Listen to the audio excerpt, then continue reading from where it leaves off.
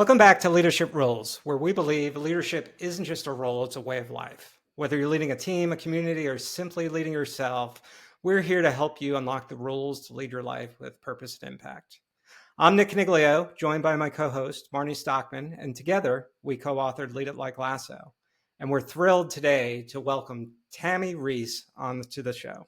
Let me tell you a bit about Tami. She's a dynamic speaker, high energy leadership coach who helps ambitious professionals turn strategy into alignment, presence into power, and ideas into action. She's the CEO of The Leader Within and brings more than 20 years of experience coaching executives and scaling high performing teams. We're super jazzed to chat about her signature lead framework. Of course, we like that. And I'm excited to talk about her rhyming children's book about product managers. I think that's very fun. Also love to know that in her spare time, she's building Legos with her kids. And my kids are young adults and are still building Legos. So I think that's a good time all around. So Legos welcome to the party, Tami. Thank you. Thank you so much for having me. I agree. Legos rock. I was playing with them yesterday. I have like the adult Legos, to be clear. Like I have like the bonsai tree and the flowers. Oh, that's My what I get husband for has Mother's a Day is Memorial Lego flowers. Yeah, I'm with you. So we start with some Ted Lasso, biscuits with the boss, rapid fire questions. So first concert, best concert. First concert was Goo Goo Dolls. Good one. Best concert was something called Concert for Artist Rights, where John Fogerty opened for Stevie Nicks, who opened for Billy Joel, who opened for the Eagles. Oh yeah, oh my gosh, yeah, that's a win. Yeah, that is a win. I can't top that one. Nope, I don't think you will. That's a good one. All right, easy one. Coffee or tea? Coffee and green tea, matcha. Either one. Okay. But I like the latte. Like I'm not a purist with coffee like mine. Other people would consider some sort of like frappe. The Italians hate me because like the amount of milk and sugar I put into my coffee is unacceptable to them and the Cubans in Miami. Fair. Dog or cat? Dog. I'm allergic to cats. Oh, me too. All right. Book type: paper book, audiobook, or ebook? I'm a hardcover children's book person. Yes, we're gonna learn more about that later. No, even when I read nonfiction or fiction, which is even more rare, I actually like having the real book, and I like it when it's hardcover because I like being able to like fold in the jacket cover as my bookmark. Oh, fair. Okay. I like having the paperback version so I can bend it back and scribble on it if for nonfiction for sure. So leadership, art or science? A little bit of both. Science to me is about experimentation and figuring out what may or may not work based on hypotheses. So you have to figure that out for yourself. But the art of it is making it your own, that everybody's going to have to figure out what leadership is for them and in the environment they're in, because if it's not authentic, it doesn't work. Oh, that is kind of a magic word for us, authentic for sure. So we will agree with you. Yay! You passed. Congratulations. Made it through round one. Now for round two. Let's get into it. So Tami, yeah. So Tami, your career, it spans high impact coaching, product strategy, team scaling. But as we mentioned a couple of times, you've also done something that's really delightfully unexpected. You wrote a children's book called What Do Product Managers Do? So that's not exactly what I would expect on my kid's bedtime night shelf. And I love the illustrations as well, just as a side. Yeah. People listening, yeah. So I have to say the book looks great as well as. Yeah, it sure does. So what inspired you to write a children's book about like such a grown-up topic? And what do you hope that kids and adults take away from it? So I've been in product of some kind for 2 decades, and I've taught a lot about product management 101 sort of stuff, advanced product management, road mapping, strategy, you name it. And I love talking about it, and I love helping people navigate their level. But I still have a dad who calls me a project manager. Oh.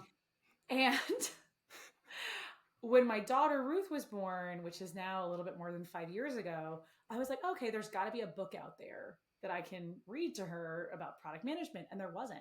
There was one book out there, and it didn't get the best reviews. And I said, okay, like, what can we do that's better? And I started to just write some rhymes. And then I would wake up at 2:00 in the morning with another rhyme. And it took, a few months to get probably, 8-10 stanzas together. And then I started showing it to some other product people, and they were like, this is amazing. And 5 years, many, many, many, many, many edits later, it's now a book. I think that's fantastic. And it is one of those, my sister's a product manager. And I know. How long did it take you to say product and not project? Well, so you heard me pause because she just got her PMP. And prior to that, she was a project manager. So like maybe yesterday, or maybe when you just called me out like a minute ago is when that's unfair, because she's been both, right? If you have your PMP, that's project management. So, yeah. So, but she just turns yes, you can see I got it wrong already. But I will get it straight in the future. But for sure, I get them confused for long periods of time until I actually worked in SaaS myself and got the difference between the two. But I still say them wrong sometimes. So that's just the way my brain works. And a lot of people beyond that don't really understand what product management is about. Like, product management is currently under fire by some of the largest, most well-known brands, because product managers weren't doing the strategic adding customer and business value stuff they were supposed to do.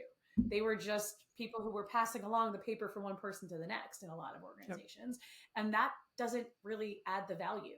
And so part of this is actually to hand to your CEO and say, this is what I should be doing. Yeah. I should be collaborating with the business side. I should be collaborating with quality assurance, because it's actually dumb to have people test it without me explaining what it might supposed to do. And everything in between, like talking to customers and understanding. There's a line which says, like, we all have learned you are not your user. That's the first rule of product management. You are not your user. But I can't tell you how many products are still built in a vacuum. Yep. Without talking to their customers. I mean, you probably talk to your listeners or listen to what they say, or you watch the data about how long people stay engaged. All of that is you treating this podcast as a product and saying, I care that it adds value to the user, to the customer. And I know if I do that, good things will happen down the road. Not necessarily today, not necessarily tomorrow, but down the road. So it's interesting because when we talked ahead of time, you had talked about like you are the product and you should treat yourself, your business, your career, et cetera, like a product. And we always say you're the CEO of your own business. And then so there were two other pieces of kind of things that you've talked about that very much spoke our language. And the second one is your framework, or you had written an article, Life's a Pitch, right? And so that is the whole notion of encouraging folks to see themselves as a product. So what does that mean in practical, actual terms for someone navigating a career pivot or a promotion or a leadership challenge? Recognize that we're all technically in sales, but we're selling ourselves. When you're the CEO of your own company, you're selling that company. You're selling the brand value of that. You're selling the differentiation of that. You're selling what your unique selling points are. Right? All the stuff that salespeople know, they apply to anything. And that applies to why you should be PTO president. How do you convince your mother-in-law that Thanksgiving should be at your house, or your partner that you should go to Greece, or your boss that they should promote you, or that they should give you a longer vacation, or that your employees should follow your instructions? All of that is a matter of leading, and it's a matter of leading with influence. And it's not about saying, do this, right? Authority is saying, do this, and someone does it. Influence is making someone want to do something. Making someone want to give you their time, their energy, their motivation, possibly their money. And the more you recognize that, like, you have to be selling, you have to be pitching someone at all times. And not in a sales is sleazy car salesman way, but legitimately to bring someone on board as an employee. You have to pitch them that their life gets better by joining your company and your team. Yeah. You know, it's interesting because product managers, you mentioned the authority versus influence piece. Product managers are not typically the boss of the sales team, the customer success team, right? Like they don't want to be, but they have to influence those folks in order to get the product out in the wild. So I think that's a great perspective. We like to say you have to master influence without authority. Yeah. But as I've been working with executives, what has come incredibly clear to me is that no matter what your title is, no matter what C-level you're at, you still have to be pitching your team.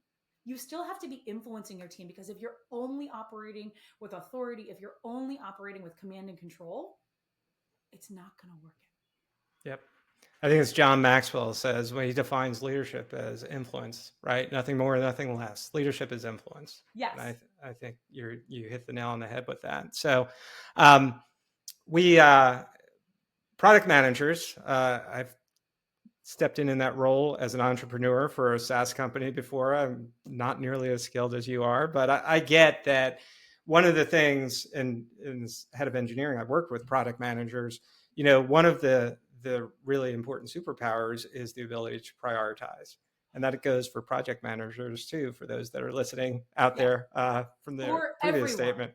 But it makes us think, because we're all prioritize what you do on a Sunday. Yeah, exactly. Yep. Yeah. So in a world full of all these competing demands, we talk a lot about personal leadership, right? So how can someone apply product thinking to their personal goals, outside the influence that you talked about, when everything feels so, urgent and important? Well, within influence, the first question and most important question I make people answer is, where do you want to go? Answer the question about describing the place in the future, which is better than whatever's going on right now, that is ideal for someone, that they're better off, that their world is better off, that you're better off. And that when you can describe that in a full picture and you create a vision, which means there's a picture in someone's head, you're telling a story that actually ingrains in someone else's brain a picture that hopefully is attractive to someone else, and then they want to help build it. And so for yourself, whatever that goal is, figure out what would make you say, I'm in a good place in my life. I'm in a good place in my career. What does that place look like? What kind of accolades are there? Who's surrounding you? How are you dividing your time? What is bringing you joy in that place where you're happy? And so when you can describe that place for anything, that's helpful, right? Like the book, my place of happiness is that a whole bunch of people recognize the collaborative effort of product management. But when I think about a whole bunch of people aren't actually going to buy the book. So we're also having a YouTube video of me reading the book, because that can go a lot more viral, have a lot more impact and a lot more reach. And because I sat down and said, what's important to me is that tens of thousands or millions of people have the ability to say, what is a product manager?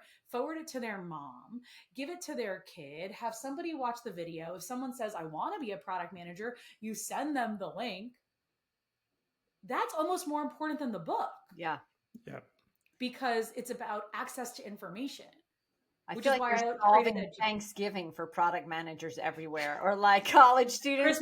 Christmas stocking. Yes. Yeah, I mean, I really do. I'm not kidding. And I think, frankly, a lot of college students don't even know truly what it is. And that is a great, like, before you take course 101, why don't you just read this children's book? That will put you far ahead of literally everyone else in your class. There used to be a video called So You Want to Be a Lawyer. And it was like one of those like chatty things where someone had typed in a script and two like computerized animated people. And it went viral because there are lots of people who wanted to be lawyers, and also lots of lawyers who saw the satirical truth in that video. Yeah. This book, as much as it is for kids, it is 100% for product managers, so that we can laugh at ourselves. Yeah. So that we can say, yeah, I've been there. Yeah. Like, you're right, Tami. Anything I add to my roadmap should result in a deletion. It doesn't always, right, Nick? Like, how many times did things get added to your sprints and your roadmaps and your backlogs that didn't get taken off? Something else got taken off your plate. Well, so many times. I mean, the goal of a children's story is eventually to get them to fall asleep, but you should be engaged along the way so you don't fall asleep, right? So I think I love that this is both for the kid and for the grown up. Absolutely. Not that they would fall asleep while you're reading the book, but Definitely not. we do have that. I wish my kids fell asleep while I was reading any book. I hear you on that.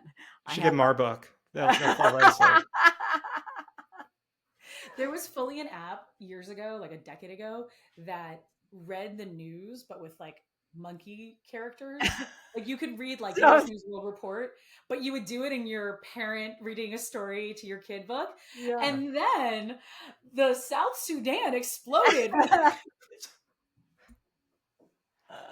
Yeah, that's fantastic. Unfortunately, that app did not exist by the time I became a parent, but I was very sad. Yeah. Well, and at some point you're like, at what age do I have to? I hear complex vocabulary is very good for children. It is very good for kids. I agree. So I was going to ask if somebody wanted to like implement the notion of product management as part of their life, what you'd recommend first. But first, I'm hearing vision. But is there some kind of mindset shift or a tool that goes along with this, or kind of what's the next step? So to me, every product manager is a leader. And we talked about how leadership is influence and that you have to master influence without authority and why that is important. But that's all nebulous buzzword terms. So we're going to go with some very simple English action-oriented verbs, which is the LEAD framework. And so LEAD, L-E-A-D, is how you act as a leader. The first L is for look and leap. Look is setting the vision. Leap is be willing to jump into the unknown. Show other people it's safe there. Show other people it's okay to take risks, to make bets. Because if you don't, innovation never happens. So that's L. Look and leap. E is for excite and empower. Get your team excited. Help connect what they're doing to this larger vision, this larger future you're trying to build. And then empower. Give them the support and the tools that make success inevitable. Next up, we have A, align and activate. As a leader, you have to get people rowing in the same direction. So that's the alignment.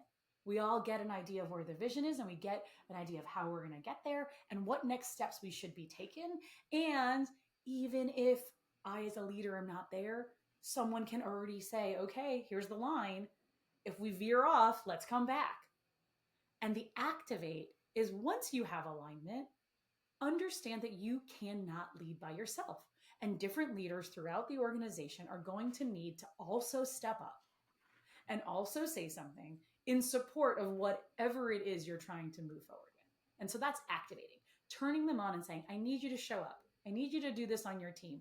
It would be really great if you were able to get this group of people on board also, because you have social capital with them and I don't.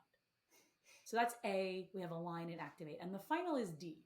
And I wish D could be the first one because it's decide. If you are indecisive, do not be a leader. We need leaders to make choices and make the hard decisions, which guide all the rest of the choices. And once you have decided, do the second half of D, which is deputize. Do not just delegate. Do not just give someone something to do. Deputize them. Teach them what it is to represent you in a room. Teach them your thought process. Have faith in them. Have trust in them that they are going to do the right thing even when you're not there. That's what having a deputy is. It's someone who is standing in your shoes without you being there. And that is what true leadership is. So we have look and leap, excite and empower, align and activate, and decide and deputize. So, and that's everything to being a leader. We're done. No more books. Done. Well, I love that because it's clean, it's memorable, right? And I think it's obvious that it resonates. I'm curious.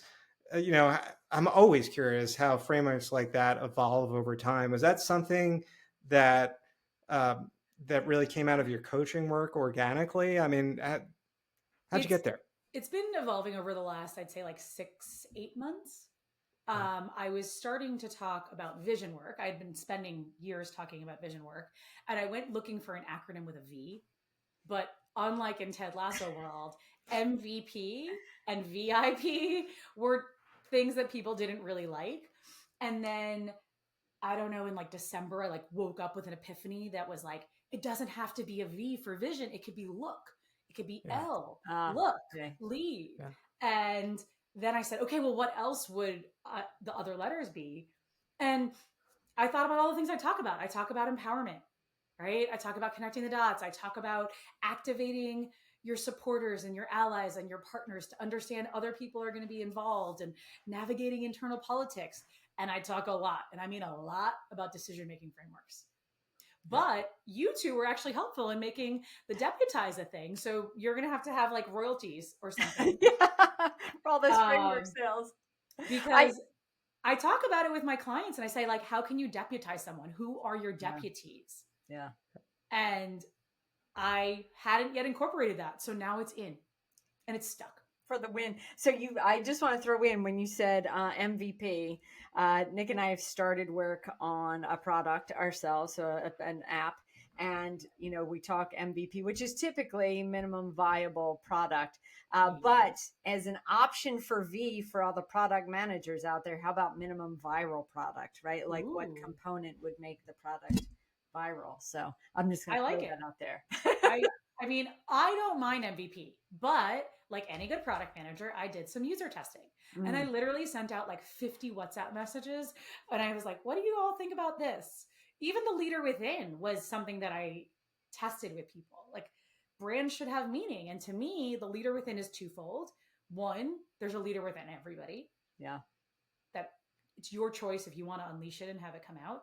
But also within organizations, there are so many untapped leaders who have so much to contribute, but because they don't have a title, they feel trapped, right? They're untapped because they're trapped. That's going to be the reason.